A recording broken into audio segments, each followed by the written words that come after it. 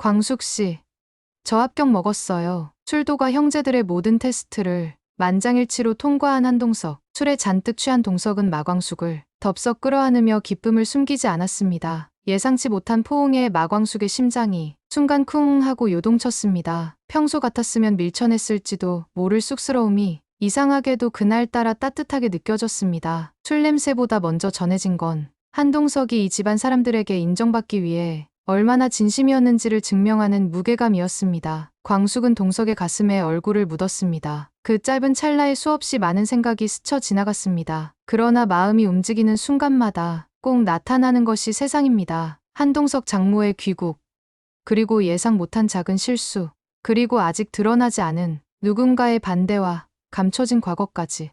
이대로 모든 게 술술 풀릴 수 있다면 그게 인생이겠냐는 듯 한 걸음 가까워진 이들의 관계 앞엔 또다시 새로운 갈림길이 놓여 있습니다. 과연 마광숙과 한동석은 이 따뜻했던 첫날 밤처럼 서로를 끝까지 꼭 안을 수 있을까요? 아니면 또 다른 시련을 향해 나아가게 될까요? 진짜 시험은 지금부터 시작됩니다. 아침 햇살이 부드럽게 창문을 뚫고 들어왔습니다. 마광숙의 방, 온기 가득한 그 공간 안에서 한동석은 조심스럽게 눈을 떴습니다. 옆에서는 광숙이 여전히 잠든 채 조용한 숨소리를 고르고 있었습니다. 한동석은 문득 어젯밤 기억이 천천히 되살아났습니다. 형제들의 주량 테스트를 마친 후 우리 형수님 잘 부탁한다고 말하던 오씨네 시동생들의 따뜻한 말까지 마치 진짜 가족으로 받아들여진 듯한 따스한 감정이 동석의 가슴을 채웠습니다. 그때였습니다. 우리 한서방, 일어났어? 공주실의 다정한 말이었습니다. 한동석이 문을 열자 공주실은 쟁반 위에 김이 모락모락 나는 해장국 한 그릇을 조심스레 들고 서 있었습니다. 어제 쌓인 막걸리를 보고 아침에 깜짝 놀랐지 뭐예요.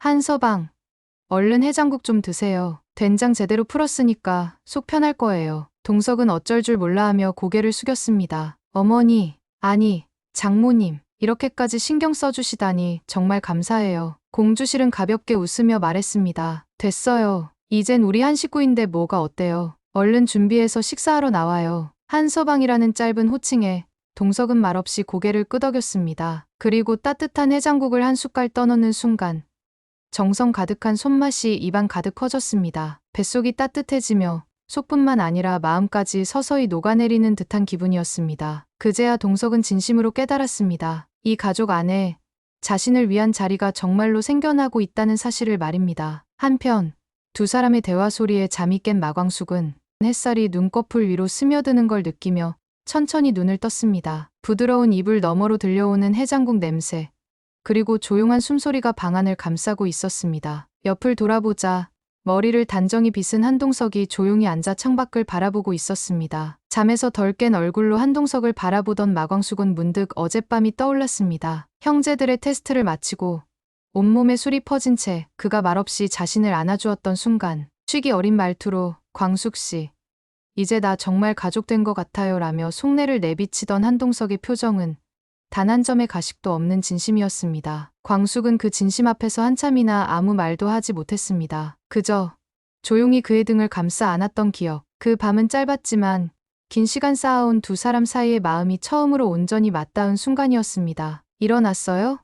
동석이 미소 지으며 돌아보았습니다. 광숙은 조용히 고개를 끄덕이며 이불을 개었습니다. 잠시 후 두 사람은 아침 식탁에 나란히 앉았습니다. 공주실이 차려준 따뜻한 아침상 앞에서 둘은 별다른 말 없이도 편안했습니다. 밥을 먹는 손끝도 서로를 바라보는 눈길도 마치 오래된 부부처럼 자연스럽고 조용한 온기가 오갔습니다. 해장은 잘 됐어요? 광숙이 묻자 동석은 숟가락을 내려놓고 고개를 끄덕였습니다. 어머니 손맛이 정말 따뜻하네요. 아니, 장모님 손맛이죠. 이제 저도 이 집안 식구니까요. 광숙은 웃으며 밥 한 술을 뜨다가 말없이 동석을 바라보았습니다. 이따 오후에 장광약준 납품이 있어서 LX 호텔에 갈 예정이에요. 동석은 그 말에 눈을 반짝이며 물었습니다. 혼자 가요? 혹시 무겁진 않겠어요? 이에 마광숙은 걱정 말라며 전달만 하고 나오면 된다고 말했습니다. 이어 한동석은 식탁 위에 손을 올리며 말했습니다. 같이 출근하면 좋은데 이따 보미 결이 할머니가 공항에 도착하셔서 마중 가야 해서요. 그럼 이따 호텔에서 봐요. 그 말에 광숙은 미소를 지으며 고개를 끄덕였습니다. 고마워요, 동석씨. 짧은 대화였지만 그 안엔 수많은 의미가 담겨 있었습니다. 이제 서로를 향한 마음을 감추지 않아도 된다는 안도감, 서로의 하루를 챙기고 기다릴 수 있는 사이가 되었다는 따뜻한 현실. 식사를 마친 두 사람은 조용히 마당으로 나섰습니다. 햇살이 잔잔히 내려앉은 술도가 마당 끝까지 마광숙은 걸어가 한동석을 보며 손을 흔들었습니다. 그리고 그 순간 두 사람의 눈빛이 마주쳤습니다. 특별한 말은 없었지만 그 시선 안에는 수많은 말이 오고 간 듯했습니다. 서로를 향한 배려, 설렘, 그리고 이제 시작될 또 다른 날들에 대한 기대. 그들의 사랑은 그렇게 한 걸음 더 가까워지고 있었습니다. 하지만 인생이 언제나 순탄할 리 없듯이 이 따스한 순간 뒤에는 또 다른 바람이 그들을 기다리고 있음을 두 사람은 아직 알지 못했습니다. 오전 10시 인천국제공항은 평소보다 붐볐습니다. 한동석은 주차장에 차를 세우고 입국장으로 서둘러 들어섰습니다. 오늘은 전처가 세상을 떠난 후 처음으로 장모님이 한국에 들어오는 날이었습니다. 한결과 한보미 할머니가 보고 싶다고 말했을 때 동석은 주저하지 않았습니다. 한동석은 이미 새로운 인연을 만나 사랑을 시작했지만 과거를 외면하며 살 만큼 무정한 사람은 아니었습니다. 입국 게이트 앞에서 한참을 기다리자 익숙한 실루엣 하나가 천천히 다가왔습니다. 장모님, 동석이 작게 불렀습니다. 여인은 선글라스를 벗으며 고개를 끄덕였습니다. 오랜만이에요. 한서방. 차가운 듯 담백한 인사였습니다. 두 사람은 말없이 차에 올라탔고 차 안은 한동안 정적이 흘렀습니다. 라디오에서 흘러나오는 클래식 음악만이 정막을 메우고 있었습니다. 애들이 얼마나 컸으려나. 별일 없지. 장모가 조용히 말했습니다. 예.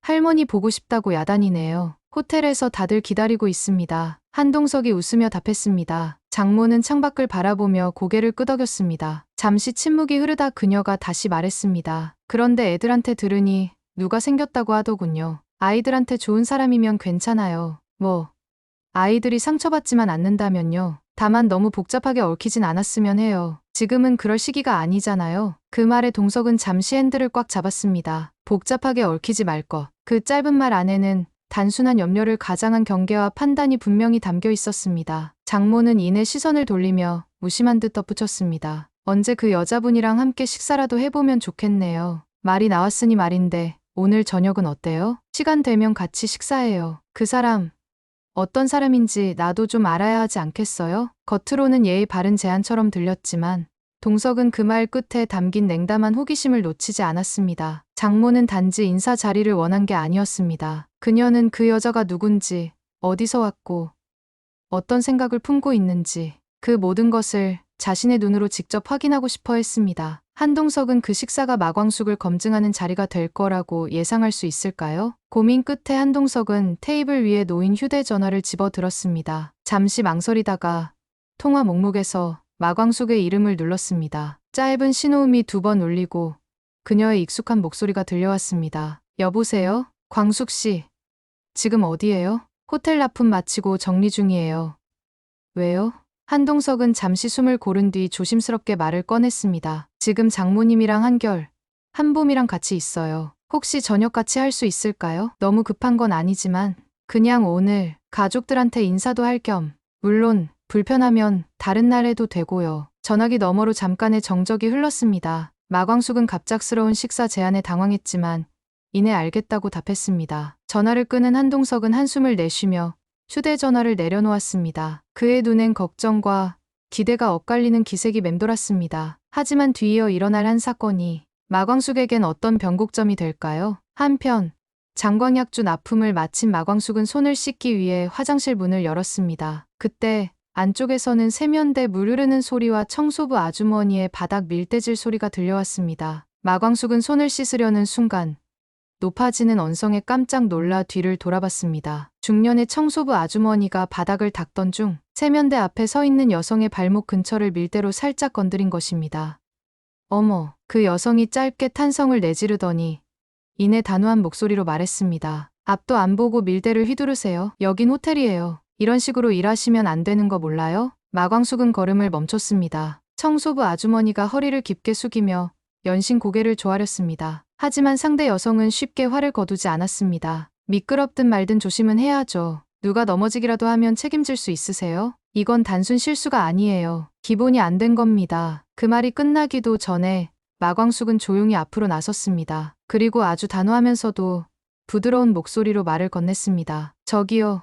청소하다 보면 그럴 수도 있지 않나요? 이분이 일부러 그런 것도 아닌데 이렇게까지 말씀하시는 건 좀. 상대 여성은 천천히 고개를 돌려 마광숙을 바라보았습니다. 광숙은 여전히 그 여인이 누구인지 모른 채 자신의 말을 이어갔습니다. 여긴 호텔이고 손님 맞습니다. 하지만 일하시는 분도 사람입니다. 물기 닦다가 실수로 살짝 건드린 걸 가지고 이 정도로 면박 주는 건 저는 좀 과하다고 느껴지네요. 청소부 아주머니는 놀란 표정으로 마광숙을 바라보았습니다. 이후 말없이 밀대를 뒤로 물리고 한 걸음 물러섰습니다. 상대 여성은 입꼬리를 살짝 올리며 묘한 말투로 말했습니다. 요즘 젊은 사람들 정의감은 참 넘치네요. 마광숙은 눈을 피하지 않았습니다. 정의감이라기보다는 상황이 불편했습니다. 누군가가 그렇게까지 죄송하다고 고개를 숙이는데 한 사람이 그렇게 쏘아붙이고 있는 모습은 보고 있기 힘들었거든요. 상대는 말없이 손을 털고 가방을 챙겼습니다. 그리고 물끄러미 마광숙을 한 번 더 쳐다본 뒤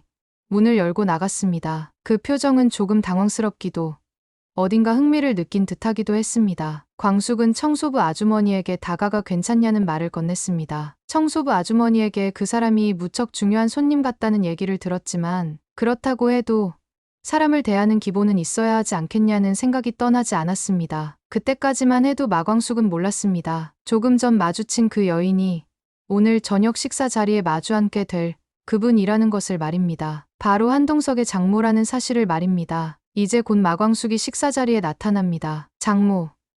그리고 한결과 한봄.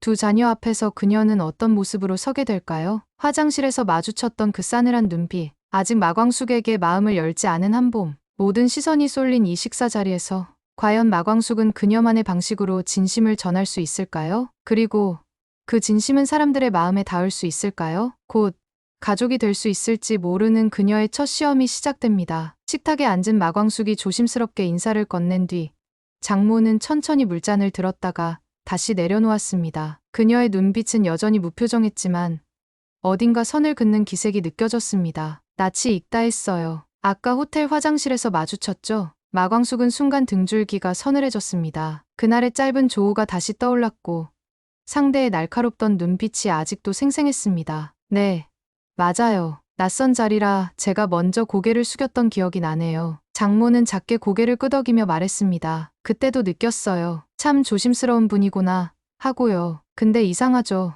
사람이라는 게 말이죠. 너무 조심스러운 사람을 보면 오히려 더 궁금해져요. 뭘 숨기고 있는 건가 싶기도 하고. 그 말은 분명한 견제였습니다. 광숙은 잠시 숨을 고르며 조용히 대답했습니다. 숨기기보다는 방해되지 않으려고 조심한 겁니다. 제가 어느 자리에 서 있는 사람인지 감히 뛰어들 자리가 아닌 걸 알기에요. 장모는 와인잔을 들고 천천히 돌리며 말을 이었습니다. 내가 괜한 사람을 떠보는 성격은 아니에요. 하지만 우리 집안이 한두 번 평탄하지 않았고 우리 한서방이 고비를 많이 넘긴 사람이에요. 그래서 저는 또다시 고비를 만들 여지를 주고 싶지 않아요. 그 말은 마치 이 집안에 또 다른 고통을 주지 말라는 선전포고 같았습니다. 한결과 한봄도 이 말을 듣고 조용히 시선을 돌렸습니다. 특히 한봄은 고개를 숙인 채 물컵을 오래도록 바라보았습니다. 광숙은 고개를 끄덕이며 아주 낮은 목소리로 답했습니다. 그 말씀 귀하게 듣겠습니다. 저도 그런 사람이 되기 싫어서 오늘 이 자리에 나온 거예요. 그래서 더 천천히 그리고 정직하게 다가가려 합니다. 장모는 그제야 처음으로 광숙의 눈을 똑바로 마주보며 말했습니다. 그럼 오늘 당신이 어떻게 말하고 어떻게 반응하는지 내가 하나하나 지켜보겠어요. 나는 젊은 사람의 똑똑함보다 오래가는 사람의 꾸준함을 더 믿는 사람이니까요. 그 말에 광숙은 조용히 미소 지었습니다. 그 믿음을 얻는데 시간이 걸리더라도 저는 기다릴 수 있습니다. 장모는 짧은 숨을 들이쉬고는 나직하게 중얼거렸습니다. 오늘이 시작이겠네요. 어떤 사람인지, 어디까지 믿어도 되는 사람인지 나도 좀 알아가 보죠. 그 순간 식탁 위에 묘한 정적이 감돌았지만 그 안에는 단순한 긴장만이 아니라 서로를 시험하고 알아가는 진짜 가족의 시작 같은 공기가 서서히 자리 잡고 있었습니다. 이때 한봄은 젓가락을 멈추고 조용히 말을 꺼냈습니다. 며칠 전에 좀 당황스러운 고객이 있었어요. 고객의 취향을 담아 직접 제작해서 만든 옷인데 받자마자 촌스럽다며 반품하시겠다고 하시더라고요. 한봄은 광숙을 힐끗 보며 말했습니다. 그 옷, 팀장이 거의 밤새워 만든 거였거든요. 근데 감도 없고 정성도 없다고 하시더라고요. 광숙 씨라면 그런 말 들으면 기분 안 나쁘세요? 광숙은 밥을 한술 떠넣으며 천천히 입을 열었습니다. 예전에 우체국 창구에서 일할 때였어요. 어느 날 연세 많은 할아버지 한 분이 우편물 찾으러 오셨죠. 근데 서류 하나가 미비해서 당장 못 드린다고 하니까 그 자리에서 소리 지르시고 제 서류함까지 발로 차셨어요. 말을 멈춘 광숙의 눈빛엔 그때를 떠올리는 고요한 침착함이 담겨 있었습니다. 그땐 억울하고 창피했죠. 주변에 손님들도 많았고 속으론 왜 나한테 화풀이야 싶은 마음이 컸어요. 그녀는 한숨을 한 번 내쉰 뒤 말을 이었습니다. 근데요. 나중에 그분이 다시 오셨어요. 그날은 아무 말 없이 봉투 하나만 조용히 내밀고 가셨어요. 거기엔 손글씨로 짧게 이렇게 적혀 있었어요. 그날 제일 만만한 게 당신이었습니다. 미안합니다. 식탁 위 공기는 잠시 굳은 듯 조용했습니다. 한결도 고개를 숙였고 장모도 물잔을 살짝 건드릴 뿐 말이 없었습니다. 그때 알았어요. 사람이 내뱉는 말이 다 진심은 아니라는 걸요. 어떤 말은 그 사람 마음이 부서져서 나오는 소리더라고요. 그래서 전 어떤 말에도 섣불리 기분 나빠하지 않으려 해요. 들어줄 힘이 있는 사람이 결국 더 단단한 사람이니까요. 한봄은 아무 말 없이 고개를 숙인 채 젓가락으로 밥알을 툭툭 건드렸습니다. 한봄의 눈가가 조금 붉어졌습니다. 엄마는 그런 말 들으면 참았지. 근데 이 사람은 참을 뿐 아니라 받아낼 줄 아는 사람이네. 그런데 뒤이어 마광숙의 가장 깊은 상처가 건드려집니다. 과연 그녀는 마지막 문턱을 넘을 수 있을까요? 식사가 어느 정도 무르익고 공기가 약간 느슨해진 순간이었습니다. 장모는 물컵을 한 모금 마신 뒤 조용히 말문을 열었습니다. 여기 오기 전에 잠깐 들렀어요. 성수동 납골당. 제 딸 있는 곳이죠. 그 말에 식탁 위의 소리가 뚝 끊겼습니다. 숟가락 소리도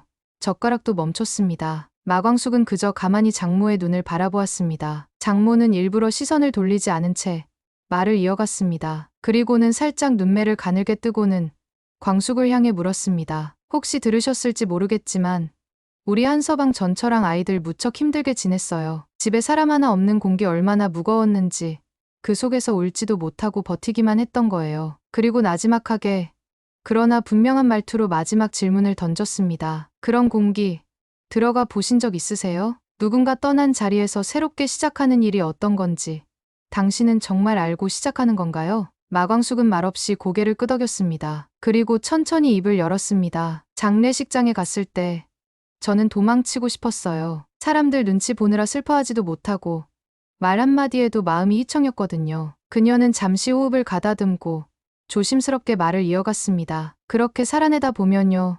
사람 마음은 조용한 자리에 오래 머물게 돼요. 남들 눈치보다 그 사람 흔적을 더 오래 붙잡고요. 광숙은 물컵을 잡고 살짝 미소 지었습니다. 그래서 동석 씨 마음이 낯설지 않았어요. 사람이 떠난 자리는 말로 설명할 수 없는 적막이 있더라고요. 그 적막을 누군가와 함께 버텨야 할 땐 말을 많이 하는 사람보다 조용히 곁에 앉아있는 사람이 필요해요. 저는 그런 사람이고 싶습니다. 그 말에 장모는 묘한 눈빛으로 그녀를 바라보았습니다. 냉정한 듯하지만 마음 깊숙한 곳에서 무언가가 흔들리고 있음을 모두가 느낄 수 있었습니다. 식탁 위에는 다시 조용함이 깔렸습니다. 그러나 이번의 침묵은 불편함이 아니라 서로의 마음을 조심스레 들여다보는 정적이었습니다. 장모는 이윽고 고개를 천천히 끄덕였습니다. 한번 지켜보죠. 나는 젊은 사람의 똑똑함보다 오래가는 사람의 꾸준함을 더 믿는 사람이니까요. 그 말에 광숙은 조용히 미소 지었습니다. 그 믿음을 얻는 데 시간이 걸리더라도 저는 기다릴 수 있습니다. 장모는 짧은 숨을 들이쉬고는 나직하게 중얼거렸습니다. 오늘이 시작이겠네요. 어떤 사람인지,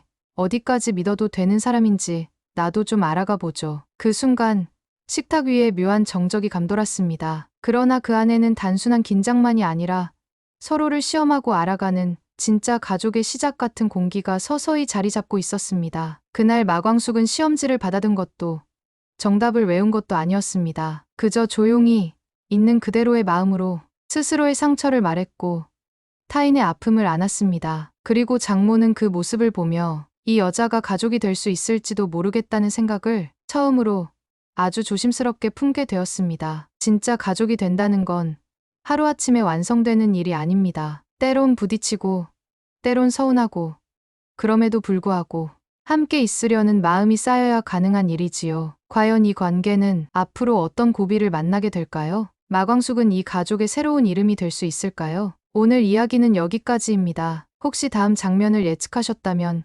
여러분만의 스토리를 댓글로 풀어봐 주세요. 구독과 좋아요는 제가 이 이야기를 계속 들려드릴 수 있는 원동력이 됩니다. 오늘도 함께 해주셔서 진심으로 고맙습니다.